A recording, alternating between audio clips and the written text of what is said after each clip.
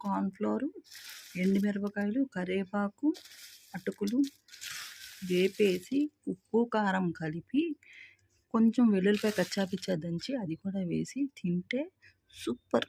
కరివేపాకు, ఎండుమిరపకాయలు కూడా వేయండి. వేడి వేడిగా ఎంత బాగుంటాలంటే అంత బాగుంటుంది.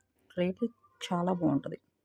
ఎప్పుడైనా వర్షం వచ్చినప్పుడు ఇవన్నీ మన ఇంట్లో ఉంటాయి కాబట్టి కొంచెం కొంచెం వేపేసుకుంటే సూపర్ ఉంటుంది అన్నమాట. వెల్లుల్లిపాయల వాసన అయితే అదిరిపోతుంది. ఆహా, వాసనకి తినేయాలనిపిస్తుంది. పచ్చిల్లిపాయ మిక్సీ వేసేసాను. సూపర్ స్పైసీగా ఉంది. కారం ఇంకా కావాలనుకుంటే ఇంకా బాగుంటుంది. వేగిన కరివేపాకు వాసన గుమాయించేస్తుంది. వాళ్ళు టమాటా పచ్చడి తాలింపేసిన ఆ తాలింపే కడుపు నిండిపోతుంది. అది చాలా బాగుంది. ఎప్పుడైనా ఇంట్లో ఉన్నప్పుడు అటుకులు, కార్న్‌ఫ్లోర్, వేరుశనగగుళ్ళు, ఎండుమిరపకాయ, కరివేపాకు, ఉప్పు, కారం ఉంటుంది కలిపేయండి. ఇవన్నీ వేపేసి అందులో కలపండి. వెల్లుల్లిపాయ కచ్చాపిచ్చా దంచేసి పచ్చి వెల్లుల్లిపాయ వేసేయండి. సూపర్ ఉంటుంది. కొంచెం మామూలు నూనెలో కాకుండా మామూలు గేపులు నువ్వులు ఇవి. నిజంగా ఒక్కసారి ట్రై చేసి టేస్ట్ ఎలా ఉందో చెప్పండి. ఓకేనా?